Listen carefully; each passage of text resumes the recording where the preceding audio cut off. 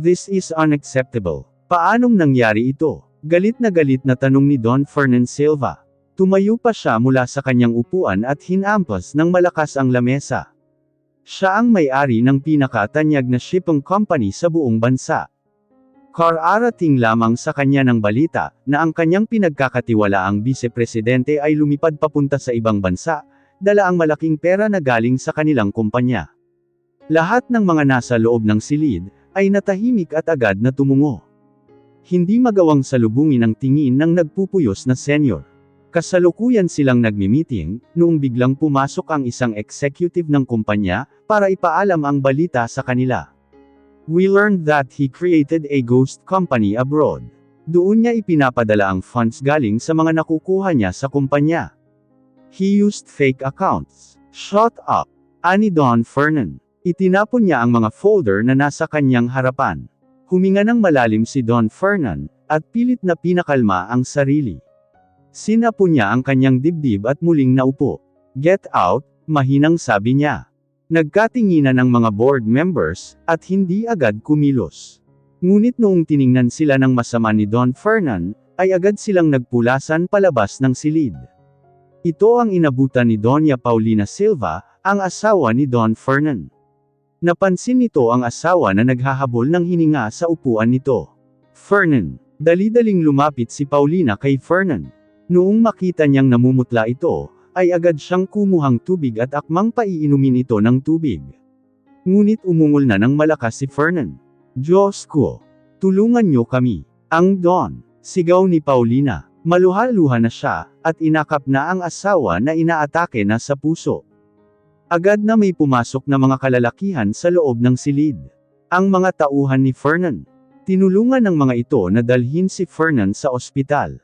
Abot-abot ang dasal ni Paulina, habang nasa ospital na sila, at hinihintay ang paglabas ng doktor na kasalukuyang nag-oopera ngayon kay Fernan. Inatake ito sa puso, dahil sa matinding emosyon. At mabuti na lamang ay agad na naisugod ito sa ospital. Hindi rin nagtagal ay dumating ang panganay na anak nila sa ospital, upang malaman ang nangyari sa ama. What happened to Papa, Mama? Nag-aalalang tanong ni Liza. Ang panganay na anak, sa edad na 25, ay isa na siyang tanyag na modelo. Sa kanyang tindig pa lamang ay marami na ang humahanga. Hindi may kakaila na isang magandang babae ang panganay ng mga Silva. Hindi ko pa alam, Liza. Nakita ko na lang siyang inaatake sa meeting room nila. Bumuntong hininga ang dalaga at niyakap ang ina, na walang tigil sa pag-iyak. Don't worry, Mama. Papa is a strong man. He better be. Hindi ko alam kung ano ang gagawin ko kung mawawala ang papa niyo. Papa, nasaan si Papa? Anong nangyari kay Papa? Humahanggos na tanong ni Lindy, ang bunsong anak na babae ng mga Silva. Hindi kagaya ni Liza, si Lindy ay tahimik na anak nila Paulina. Hindi nito gusto ang makihalubilo sa mga tao. Mas gusto nitong ubusin ang oras sa mga halaman at hayop na mga inaalagaan. Ngunit sa kanilang magkapatid ay higit na makakakitaan ng kagandahan si Lindy. Hindi lamang siya mahilig magayos kagaya ng kanyang ate. Bumusangot si Liza. Bakit ngayon ka lang, Lindy? And what is that smell? Did you even wash yourself before coming here? Marteng tanong niya. Tinakpan pa niya ang ilong, dahil sa hindi nais na amoy na nagmumula kay Lindy. Sandaling natigil sa pag-iyak si Lindy, at napatingin sa sarili. Kasalukuyan kasi siyang nagpapaanak ng alaga niyang baboy, noong malaman niya ang nangyari sa kanyang ama. Mabuti na nga lang at naroon ang kanyang matalik na kaibigan, at ito muna ang pumalit sa kanya. Hindi na niya naisip pang maglinis, dahil sa labis na pag-aalala. Sorry ate, nanganak na kasi si Chuche. Napikat ni Liza ang kanyang mga mata. Magsasalita pa sana ito, pero bumukas na ang pinto ng operating room, at lumabas ang doktor mula roon. Agad nitong ibinalita na naging ligtas ang ginawa nilang operasyon. Ngunit kasalukuyang nasa comatose si Fernan, kaya hindi pa rin nila masasabing ligtas na ito. Oh my God, Fernan! Hinagpis ni Paulina. Ihahanda na po namin ang magiging silid ni Don Fernan. Sige Doc. Salamat po. Liza, what should we do? Your papa. I can't lose your papa. Don't worry Mama. We will make sure that he will recover. Napatungo si Lindy at tahimik na umiyak. Hindi niya moari ang labis na pag-aalala na nararamdaman niya, para sa kanyang ama. Hindi niya rin kakayanin kung may masamang mangyari dito. Dinala na si Don Fernan sa pribadong silid nito. Lalong nahabag at nangamba si Paulina, nang makita niya ang estado ng kanyang pinakamamahal na asawa. Hindi mabilang kung ilan ang mga nakakabit na aparato sa katawan nito. Nakabibingi ang tunog ng isang makina, na nagpapakita ng tibok ng kanyang puso. Para bang bawat pitik niyon, ay bumibilis din ang pagtibok ng kanyang puso. Minabuti namang hindi muna pumasok ng magkapatid sa loob ng silid, at kinausap ang sekretarya ni Don Fernan, para malaman kung ano ang nangyari dito. Malaki ang nawala sa kumpanya ninyo Miss Liza. At mahihirapan kayong bawiin iyon, hanggat hindi nyo nahuhuli ang nagnakaw sa inyo, ni George. Kaya siguro inatake sa puso si Papa, malungkot na sabi ni Lindy. Napatungo siya at kinagat ang labi.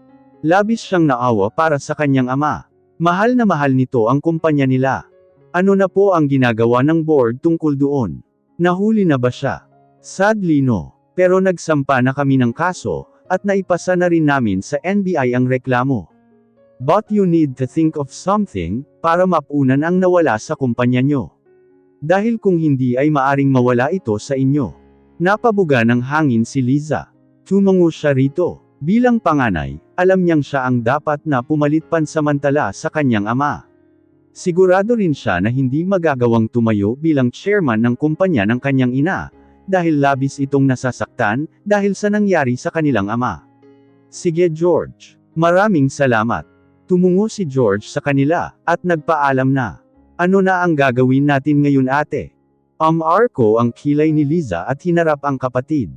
Ano ang gagawin natin? Ikaw, umuwi ka muna at linisin ang sarili mo. Wala ka rin namang alam sa pagpapatakbo ng negosyo, dahil masyado kang abala dyan sa mga alaga mo. Natigilan si Lindy. Maluhaluhang tiningnan niya ang nakatatandang kapatid. Lingid sa kaalaman ng karamihan, ay hindi maganda ang pakikitungo ni Liza at Paulina kay Lindy. Itinuturing ng dalawa si Lindy, na para bang hindi kaanak ng mga ito. Hindi rin maunawaan ni Lindy, kung bakit gayong ginagawa naman niyang maging mabuting anak at kapatid. Ang tanging kakampi lamang niya sa kanilang tahanan, ay ang kanyang ama. Kaya ganon na lamang ang pag-iyak niya, dahil sa labis na pag-aalala. Gusto ko lang naman makatulong ate. Then go home. You stink Lindy. Gusto mo bang pati si mama, ay atakihin dahil sa baho mo? Napatungo na si Lindy, at tuluyang napaluha. Tahimik siyang tumungo at tumalikod na sa kanyang kapatid. Sinilip niya muna ang kanyang ama. Mula sa pinto ng silid nito. Pa, babalik po ako. Please. Gumising na po kayo. Lindy, ano pa ba ang hinihintay mo? Iritableng tanong ni Liza. Hindi na sumagot pa si Lindy, at naglakad na palayo ng silid. Gusto man niyang pumasok at bantayan ang kanyang papa, ay hindi naman talaga kaaya-aya ang kanyang amoy ngayon. Lahat nga ng kanyang nakakasalubong ay napapaiwas sa kanya. Hiling na lamang ni Lindy ang mabilis na paggaling ng kanyang ama. Hindi pwedeng mawala ang kumpanya sa Papa mo Liza. Kailangan nating gumawa ng paraan. Nag-aalalang sabi ni Paulina. Kakakalma lamang niya dahil sa nangyari sa kanyang asawa, at pinag-uusapan na nilang kanyang panganay na anak ang tungkol sa dahilan, kung bakit inatake ang kanyang asawa. Nakaupo sila sa maliit na sala ng silid ni Fernan. That's what I thought mama. Tiningnan ni Liza ang kanyang ama. Hindi kakayanin ni Papa kapag mangyari iyon. I just can't believe that Ninong did that. Napailing si Paulina. Noon pa lang ay may inggit na ang Ninong Fidel mo sa papa mo. Hindi na ako nagtaka na nagawa niyang traidorin tayo. After what we did to him. Ito ang igaganti niya. I swear I will find him and make him pay. Pero ang kumpanya Liza, hindi natin ito pwedeng pabayaan. Ito lang din ang pag-asa natin. Napabuntong hininga si Liza. Tama ang kanyang mama. Oo nga't marami na siyang koneksyon, dahil sa kanyang pagmomodelo. Pero nag-uumpisa pa lamang siya sa pag-aartista. At hindi iyon sasapat para buhayin sila, o kaya itayong muli ang kanilang kumpanya. Mahigit 10 bilyon ang nawala sa kanilang kumpanya. At kapag hindi agad iyon maibalik, ay wala silang maipapasweldo sa kanilang mga empleyado. Idagdag pa ang mga shareholders na umaasa sa kanilang parte. Hindi ba mayroong pinagkakasundo sa iyo ang papamunuan? Natigilan si Liza sa tanong ni Paulina. Sino? Balik tanong niya. Napaisip si Paulina. Ang anak ng mga Green. Ang pamilya ng Green. Sila ang pinaka-prominenteng pamilya ngayon sa bansa. Hindi lang sila sa bansa kilala, dahil maging sa ibang mga bansa. Marami silang hawak na mga negosyos, at isa rin sa mga kasosyo ng mga Silva. Mayroon ding 2 anak ang mga Green. Bilang magkasosyo ay naisipan ng matandang Green na ipagkasundo ang mga panganay nila ni Fernan. Dahil ang dalawa rin ay matalik na magkaibigan, at magkababata pa. Ngunit hindi lamang iyon natutuloy, dahil ayaw ni Liza na magpakasal. Ayaw nito dahil sa kadahilanang, mayroong sabi-sabi na hindi raw swerte sa asawa ang panganay na anak ng mga Green. Ang dahilan, walang nakakaalam. Ma, ayoko. Agad na protesta ni Liza. Napabuga ng hangin si Paulina. Alam niyang aayaw rin ang kanyang anak dito. Kung siya rin naman ay ayaw niyang makasal si Liza sa lalaking may sumpa. Pero ano ang gagawin natin? Sila lang ang makakatulong sa atin ngayon. You know that I can't marry that man. Ayoko pang mamatay no.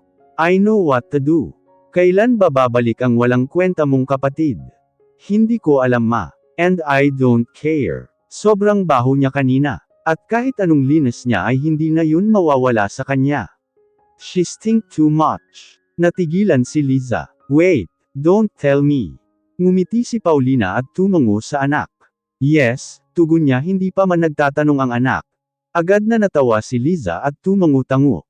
Now call her and tell her to come back. Tatawagan ko lang ang mga Green. Agad na tinawagan ni Paulina ang mga Green. Humingi siya ng tulong sa mga ito sa kanilang kumpanya. At ang kapalit nito ay papayag sila sa nais ni Don Manuel Green. Ang ikasal ang mga panganay nila. Agad na pumayag si Don Manuel, at nagtakda pa ito ng araw ng pagbisita kay Fernan. Habang si Liza naman, ay agad na tinawagan si Lindy na bumalik na sa ospital. Na agad naman sinunod ng huli. Suot ang kanyang bulaklaking bestida na kulay dilaw, ay dali-daling pumunta si Lindy sa ospital. Sa katunayan ay kanina pa handa si Lindy para sa kanyang pag-alis. Nag-aalala lamang siya, dahil baka magalit lang na naman ang kanyang ina at ate, kapag bumalik siya kaagad doon. Maigi na lamang ay tumawag ang nakatatanda niyang kapatid. Mama, ate, kumusta si Papa? Tanong ni Lindy pagkapasok niya sa loob ng silid. Inilapag niya ang dala niyang bulaklak sa lamesita malapit sa kanyang ama, at lumapit sa tabi ng ama. Agad na nanggasim ang mukha nila Paulina, noong makita ang dalaga. Kahit na ano ang gawin ni Paulina, ay hindi niya talagang magawang mapabango ang amor sa kanilang bunso.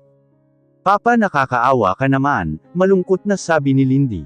Hinaplos niya ang likod ng palad ni Fernan pa. Wake up please. Agad na nangilid ang mga luha ni Lindy. Parang kaninang umaga lamang, ay masaya niyang kausap ang ama. Balak kasi nilang palakihin pa ang hasyenda. Nabili na kasi nila ang kalapit pang mga lupa ng kanilang hasyenda, kaya nasasabik na si Lindy. Ngunit napalitan iyon ng matinding lungkot, dahil nakarite na ngayon ang kanyang ama. Lindy, come here, tawag ni Liza sa kapatid. Nakaupo siya sa pang-isahang upuan katabi ang ina. Nilingon ni Lindy ang kanyang ate, at lumapit sa mga ito. Naupo si Lindy sa mahabang sofa. Bakit po? Magalang niyang tanong. Huminga ng malalim si Paulina. Pinilit niyang palimbutan ang ekspresyon, habang nakatingin sa bunsong anak. Lindy anak, may sasabihin ako sa iyo. Parang pinisil ang puso ni Lindy, noong marinig niya ang malamyos na pagtawag sa kanya ni Paulina. Ni minsan ay hindi nito iyon ginawa sa kanya. Madalas pa nga ay sigawan siya nito. Nakakapanibago para sa kanya naman ay ngumiti siya rito. Ano po iyon mama? Do you love this family? Nangunot ang noo ni Lindy. Siyempre naman po. Are you willing to do anything for our family? Opo mama, tugon ulit ni Lindy, kahit na nalilito na siya sa mga tanong nito. Ang kanyang kasiyahan ay napalitan din ng kakaibang kaba. You heard what George had told us earlier, right? Sabad ni Liza. Tumingin si Lindy sa kanyang kapatid at tumango. Opo ate, ninakawan ang kumpanya, at nanganganib na mawala iyon. Napabuga ng hangin si Lindy at tumingin sa ama. At sobrang malulungkot si Papa kapag mangyari iyon. Good. Alam mo na ang mararamdaman ng papa mo, hindi ba? Ani Paulina, kailangan namin ng tulong mo Lindy. Biglang sumikdo ang dibdib ni Lindy. Sa buong buhay niya ay pakiramdam niya, wala siyang kwenta sa mga ito. Tapos ngayon ay kailangan pa ng pamilya niya ng tulong. Malugod niya iyong gagawin. What is it mama? Anything. Tutulong ako for papa. Sa kumpanya. Para sa atin, nasa sabik pang sabi ni Lindy. Napangiti ng malapad si Paulina. Gayon din si Liza. Nagkatinginan pa ang dalawa, bago tumugon kay Lindy. Kailangan mong pakasalan ang panganay na anak ng ninong Manuel mo. Natigilan si Lindy. Who? Kilala ni Lindy ang mga Green. Si Don Manuel Green ay ang nag-iisa niyang ninong. Ito lang din ang naaalala niyang palaging bumabati sa kanya sa mga kakilala ng kanyang ama. Sa katunayan ay mas mabait pa nga si Don Manuel sa kanya, kaysa sa sarili niyang ina. Kahit na ganoon ay hindi niya kilala ang panganay na anak ni Don Manuel, dahil palagi itong wala sa mansyon ng mga ito. At isa pa, matanda ito sa kanya ng 10 taon. Saka ang alam niya ay may asawa ito. Mama, huwag naman po kayong magbiro ng ganyan. Marco ang kilay ni Paulina. Nawala naman ang mga ngiti ni Liza. Mukha ba akong nagbibiro Lindy? Tanong ni Paulina. Napalunok si Lindy. Pinagpalit-palit niya ang mga tingin sa mga ito. Sa puntong iyon ay pakiramdam niya wala na siyang magagawa. Agad na nangilid ang mga luha niya. Hindi po ba si ate ang dapat na ikasal, dahil siya ang panganay? Napasinghap si Liza. Are you questioning mama? Ikinuyong ni Lindy ang kanyang mga kamay, at mahigpit na pinagkapit iyon para maitago ang panginginig niyon. Hindi naman pusa. Napatigil siya noong maramdaman niyang may tumabi sa kanya. Pagtingin niya ay si Paulina na iyon, kaya bahagya siyang napausad. Ngunit hinawakan ni Paulina ang mga balikat niya, at tinitigan sa mga mata. Napakunot pa siya, noong dahil nakita niyang kalmado pa rin ang ekspresyon ng kanyang ina. Ngunit para kay Lindy, mas nakakatakot para sa kanya kapag ganito ang ina. Lindy anak, akala ko ba mahal mo ang pamilya mo? Ang papa mo? Gusto mo bang mawala ang kumpanya sa atin? Maghihirap tayo. Dahan-daang umiling si Lindy. Ngumiti si Paulina. See, no one likes it. You are doing this because you love this family. Your dad will be disappointed kapag hindi mo ito gawin. Pero mama, 23 pa lang po ako. Ang bata ko pa para mag-asawa. Tumawa si Paulina. Lindy, I was 21 when I had your sister. Walang problema ang edad. Just think about your family. Especially your papa. You are going to do this for him. Umayos ng upo si Paulina. O kaya, pwede naman ang hasyenda na lang ang ibenta natin, hindi ba? Siguro naman ay kahit paano ay magagawang makabangon kahit kaunti ng kumpanya, kung may benta natin iyon ng ilang milyon. Nanlaki ang mga mata ni Lindy. Doon pa lang ay bigla na siyang nanlambot. Kung hindi makakaya ng kanyang ama na mawala ang kumpanya, ay lalo na ang hasyenda. Kagaya niya ay mahal na mahal nito ang lupain nilang iyon, dahil galing pa iyon sa ninuno nito. At kapag mawala iyon sa kanila, ay pihadong mas maraming mga trabahante nila ang mawawalan ng trabaho. Napaluha na si Lindy. Tumungo siya at hindi nakasagot dito. Wala pa sa isip niya ang pag-aasawa, at mas gusto pa niyang harapin ang mga alaga niya sa hasyenda. Kaysa ang makasal sa kung sino man. Ngunit mahal niya rin ang kanyang pamilya. Hindi niya makakayang makitang sumama ang loob ng kanyang ama sa kanya. O ang mahirapan ng pamilya niya dahil sa kanya. Kahit na hindi maganda ang pakikitungo ng kanyang ina at ate sa kanya, ay mahal niya pa rin ang mga ito. Dahil pamilya niya ang mga ito. Lindy, you will do this, right? For us. Pikit matang tumungo si Lindy. Wala rin naman siyang magagawa, kundi ang makinig sa mga ito, dahil kung hindi ay magagalit na naman sa kanya ang kanyang mama. Ngumiti ng malapad si Paulina. At niyakap si Lindy. Very good. At least now, may magagawa ka rin para sa pamilya mo. Naiikot ni Liza ang kanyang mga mata. Sa kanyang loob ay nagagalak na siya, dahil hindi siya ang ikakasal sa panganay ng mga Green. Ang alam niya pa ay ito raw ang pinakapangit sa dalawang magkapatid, kaya hindi nagpapakita sa mga tao. Kaya rin hindi nagtatagal ang mga naging asawa nito sa kanya. Lumipas ang mga araw, ay naging mas malungkot si Lindy. Hindi pa rin nagigising ang kanyang papa, at paparating na ang araw ng kasal niya. Hanggang ngayon ay iniisip niya pa rin kung sino o anong klaseng tao ba ang binata. Bukas ay bibisita na si Don Manuel sa ospital sa kanyang ama. At doon na rin paplanuhin ang magiging kasal nila. Lindy, napakain ko na po ang mga kabayo, at iba pang mga hayop. Napatingin si Lindy kay Alvin, ang isa sa mga tauhan niya sa hasyenda. Kasalukuyang nagbabasa si Lindy, sa labas lang ng mansyon nila ng paborito niyang libro. Mayroon siyang pinagawang duyan doon, at madalas siyang nakapwesto roon sa tuwing nagsisiesta. Isinara niya ang libro at tiningnan ito. Si Chuche. Opo, maayos na po siya. Nagpapahinga na rin. Sige Alvin, salamat sa tulong mo. Pwede ka na magpahinga.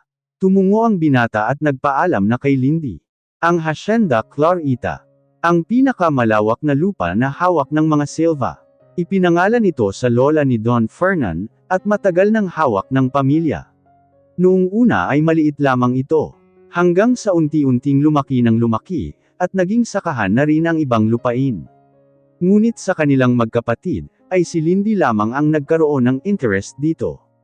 Minahal niya ang hacienda, kaya kahit noong nasa kolehiyo siya ay ang kinuha niyang kurso ang malapit dito. Papasok na sana si Lindy sa loob ng mansyon, noong may marinig siyang kalusko sa di kalayuan. Napatingin si Lindy sa may gilid na parte ng kanilang mansyon. Walang gate ang kanilang mansyon, at tanging mga halaman na maayos na nakahilera sa paligid. Dahil ang maliit na bundok ay pag-aari nila, at sa palibot nito ang mayroong malaking harang. Nilapitan ni Lindy ang kulungan ng mga aso nila, na nasa gilid lang din. Isa iyong German Shepherd na kulay itim at tsokolate. Tuwing gabi ay tinatali nila ito, dahil pinupuntahan ng alaga nilang mga manok. Maging kasi ang mga ito ay naging alerto, at may tinatahulan. Bakit? Nagpatuloy sa pagtahol ang aso. Ilang sandali pa ay may narinig ng mga yabag si Lindy, mula sa madilim na parte ng kanilang lupain. Napansin niya rin na roon nakatingin ang mga alaga, kaya kinuha na ni Lindy ang kanyang flashlight, at dahan-daang lumapit dito. Lalong kumahol ang mga aso, na para bang pinagbabawalan si Lindy. Ngunit wala siyang takot na naglakad papunta roon. May tao ba riyan? Tanong ni Lindy. Sinubukan niyang ilawan ang paligid, ngunit wala siyang makita. Naglakad pa siya ng ilang metro, hanggang sa marating na niya ang kulungan ng mga baboy. Sinilip niya ang mga alaga, at nakitang natutulog na ang mga ito. Sunod niyang tiningnan ay kulungan ng mga manok. Napansin niyang para bang nagulo ang mga ito, at panay ang paghuni. Bakit kaya? Tanong ni Lindy sa sarili. Natigilan siya noong makita niyang bukas ang gate niyon. Hala, ito talaga si Alvin, oo. Hindi pa sinara ng maayos ang gate. Ano to? Napakunot ang noo ni Lindy, noong may makitang may basang parte ang gate. Noong hinawakan niya iyon ay malapot at medyo malansa. Dugo. Nanlaki ang mga mata niya at napaatras. Pero muli siyang napatigil, noong may matamaan siyang matigas na bagay mula sa kanyang likuran. Dali-dali siyang pumihit patalikod. Sisigaw na sana siya, noong may makita siyang lalaking nakatayo, at matamang nakatitig sa kanya, pero agad nitong tinakpan ang kanyang bibig. Nabitawan ni Lindy ang dalang flashlight, at nagpumiglas dito. Siniko niya ang tiyan nito, at agad na umungol ang binata at nabitawan siya. Sino ka? Nanginginig na tanong ni Lindy. Dali-dali niyang inilawan ang binata, at nakita niyang nakahiga na ito sa lupa. Hindi ito sumagot. Bagkus ay hawak-hawak nito ang tagiliran at dumadaing. Doon napansin ni Lindy na namumula na ang suot nitong polo. Diyos ko, ano ang nangyari sa'yo?